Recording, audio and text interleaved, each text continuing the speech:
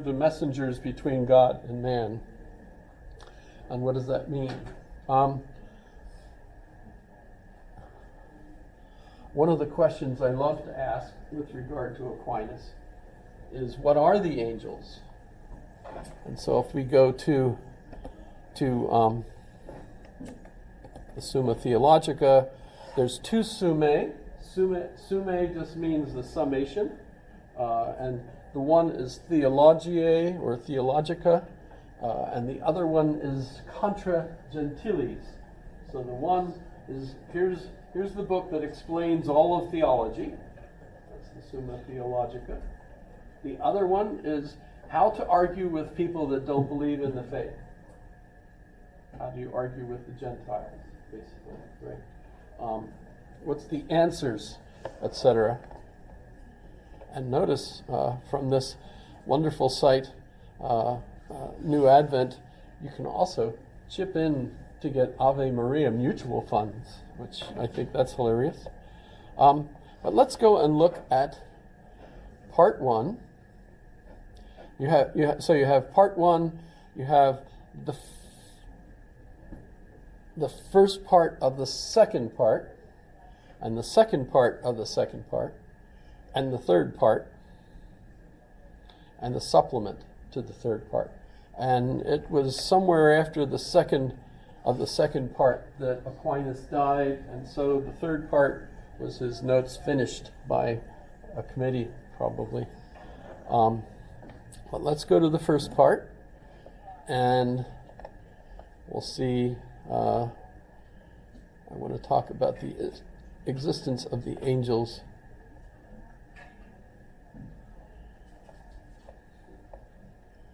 So let's go and look at the angels.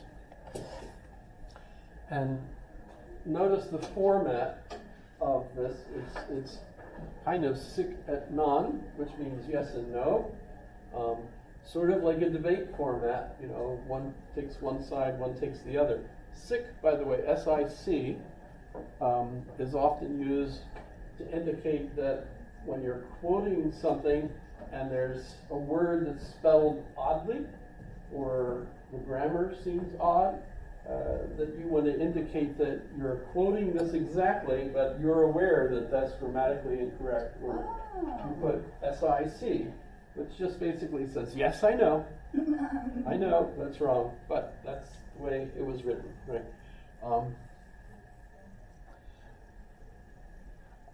But so when you're looking at the structure of every article, he begins with the objections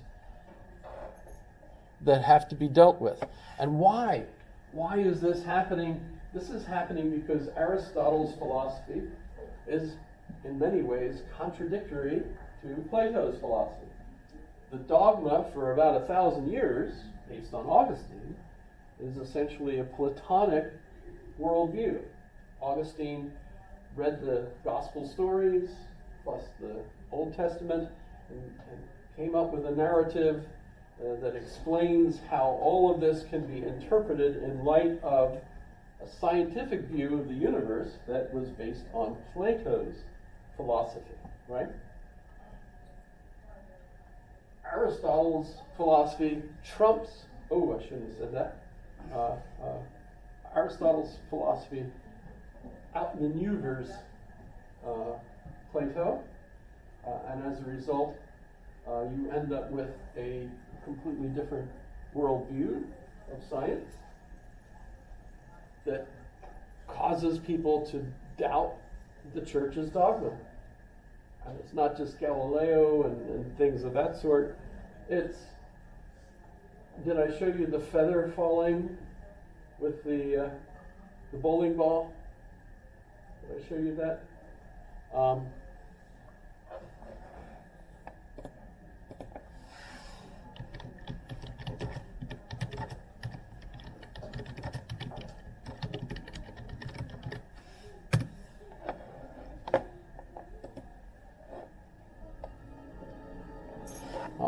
I'll speed this up a little bit, This but is basically, NASA's Space Power Facility in Cleveland, Ohio, and it is the world's biggest vacuum chamber. It's used to test spacecraft in the conditions of outer space, and it does that by pumping out the 30 tons of air in this chamber until there are about 2 grams left. And it's kind of got an eccentric construction, which is part of its history. It was built in the 1960s as a nuclear test facility to test nuclear propulsion systems, and that meant that they built it out of aluminium to make the radiation easier to deal with. Aluminum. Aluminium is not the best thing, the strongest material to build a vacuum chamber out of. So they built an outer concrete skin, which is part radiation shielding and part an external pressure vessel, so that this thing can take the force present on the outside when it's pumped out to the conditions of outer space. The red thing is a bowling ball. And the other is a clump of Galileo's feathers. experiment was simple. He took a heavy object and a light one and dropped them at the same time to see which fell fastest.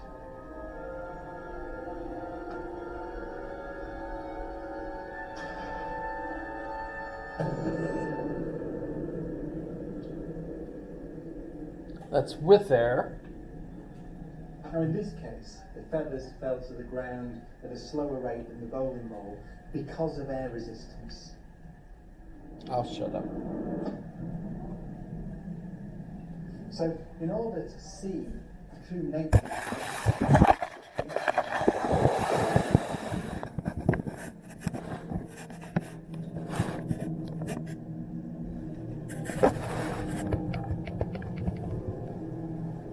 Dramatic music.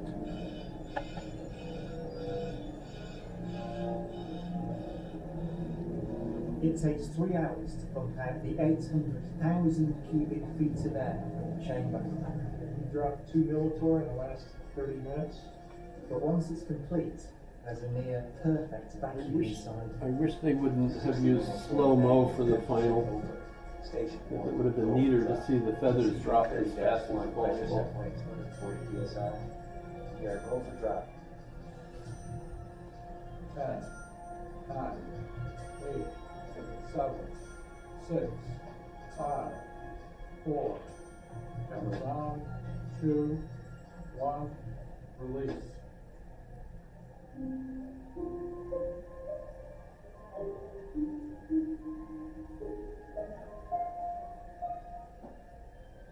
Wouldn't that have been neater to watch in regular time?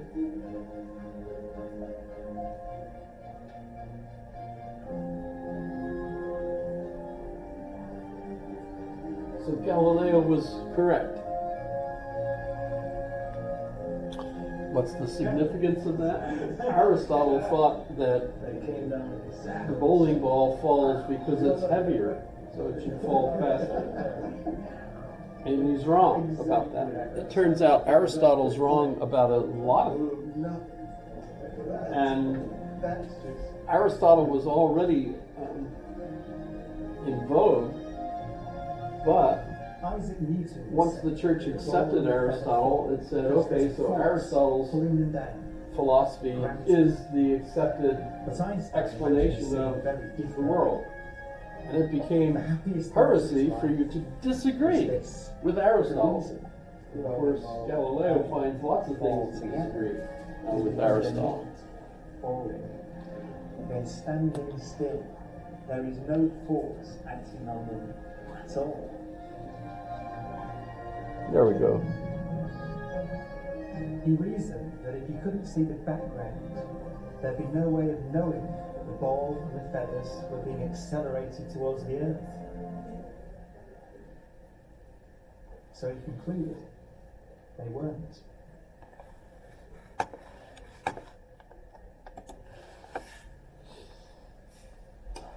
So first Aristotle is accepted, and then you have the scientific revolution, which is a revolution against Aristotle.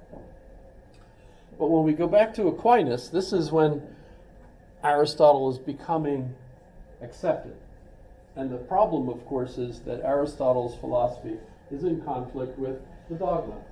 For example, when you die, for Plato, your soul is released from the prison house of the body, or the prison house of the soul. The body is the prison house of the soul.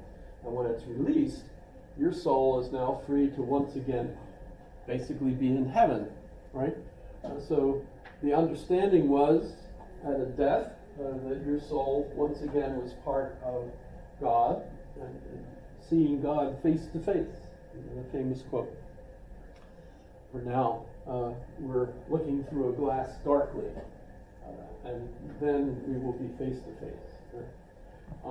So, with Aristotle, however, the soul, if you recall, I tried to emphasize this, is the activity of the body for Aristotle, right? Being the activity of the body, you need a body that is active for you to have a soul. So as a result, accepting Aristotle means you have to revise your understanding of what a soul is. And of course, the main goal in life was for you to achieve that purity of soul that enabled the soul to once again be completely one with God. And if you dirtied your soul, I remember when I was a kid, we had in the Baltimore Catechism,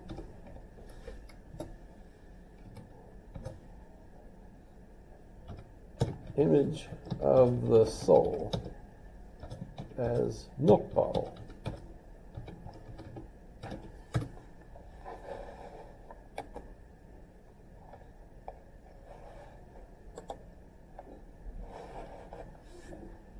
I'm a kid, right? We all were at the time. Everyone I looked, room of 50 of us with ties and skirts. The boys had the ties, the girls had the skirts. You know how that works. So in the book, this is God speaking, right? We have a soul, and the soul is like a milk bottle. We didn't have cartons back then. We actually had bottles. Even when we had recess, the milkman brought little bottles of milk for us. Little glass bottles with a little aluminum thing. And so original sin, which is how we start out, thank you, St. Augustine, we all start off with original sin, and so we're all going to hell, even as infants. I know, what a horrible, horrible thing. The push, though, was, Mom and Dad, if you want your child who might die, and back then, children died, one of the biggest disappointments for me recently was, having studied, that how long can we live? And statistically, we live longer. And that sounded so great. I wanted to live longer. I still do, by the way. I'm not dead yet. This is the oldest I've ever been. That's an example of British humor. Okay. But statistically, we live longer, depending. It goes up and down, up and down. I think right now in the United States it's like 78 for males, 120 for females. No, I what that is. But the idea is that it seemed like we have a chance to live longer for some reason. All of our nutrition, our medical care, red lights. You have to not cross the street when it's against the flow of traffic.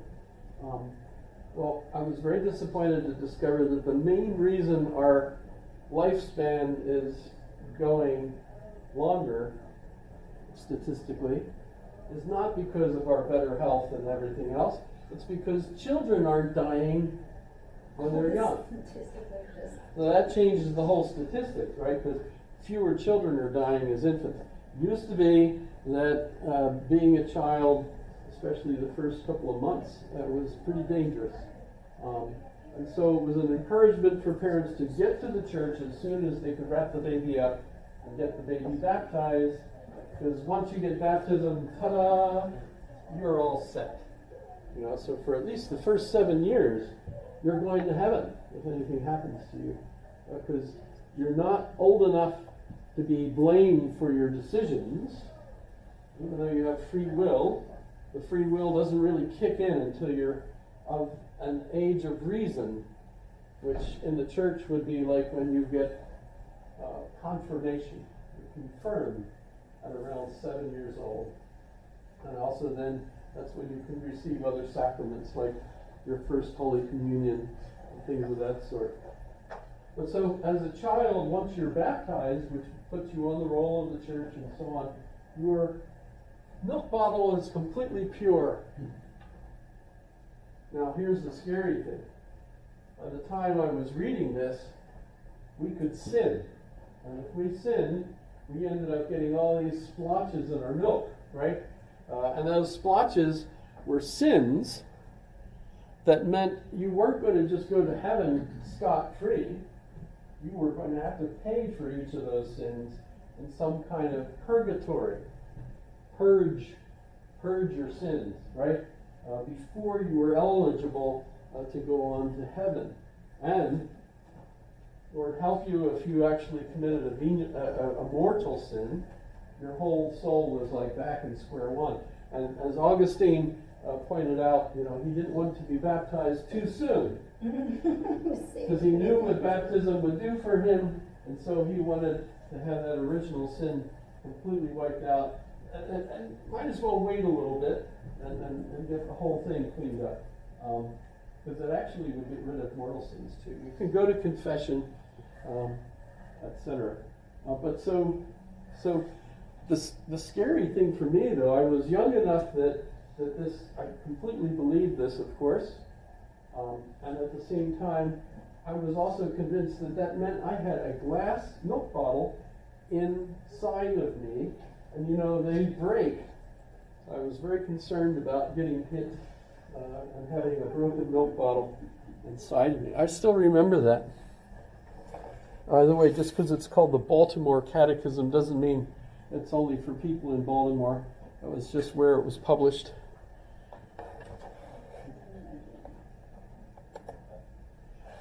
So, what are angels?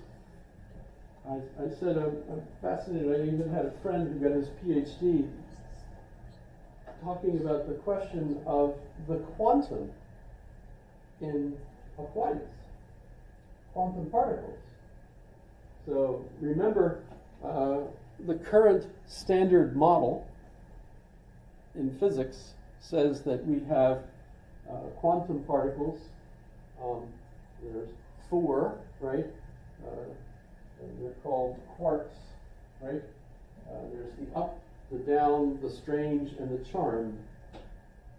This is news to folks. Let me quick show you this. Standard model. I don't think I need to even. Bless you. Thank you. Which is still medieval, by the way. The idea is when you sneeze like that, you have a vacuum now, and we have to make sure that that vacuum is filled by grace before the devil gets in. So we bless you, right? So that you get that, you're all set. Otherwise the devil could just take advantage of the vacuum. Yes? Yeah. It's serious. So here's the particle physics standard model. Notice that there's the up, the charmed, the top, and the bottom. And we have the down and the... did I say 4? It's 6. So it's the up, the down, the charmed, the strange, the top, and the bottom. The others are other types of particles. Gluons, photons. The Higgs boson, that's the one that they called the God particle. And why? Well, that's because everything gets its mass, apparently, from the Higgs. They didn't have any way of explaining mass. And then, of course, you end up with electrons, muons, the tau particle, etc. So this is the standard model, but, I mean, really it's these, right? that are the things that are most important. And the question is, when we go back and we look at the angels, notice that the angels, let's just read some of the objections here. And where do the objections come from, right? Objection 1. It would seem that an angel is not entirely incorporeal. Incorporeal, no body, right? For what is incorporeal only as regards ourselves and not in relation to God. God is incorporeal by dogma, right? And yet that than which nothing greater can be thought. As we'll see for Aquinas, that is the definition. So we got into that with Anselm and the ontological argument, but still today, if theologians are all gathered in a room having tea or whatever they're drinking, could be something stronger, they're all in agreement that by definition God is that than which nothing greater can be thought. Which is not in conflict with science, as I tried to argue, right? And not in relation to God, is not absolutely incorporeal. But, and then we quote specific individuals that are part of the doctrine. Damascene says in the Orthodox faith that an angel is said to be incorporeal and immaterial as regards us, but compared to God, it is corporeal and material.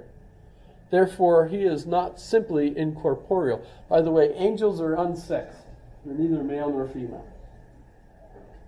Just trouble in translation, though. That would have been it, really, I'm sure. Further, nothing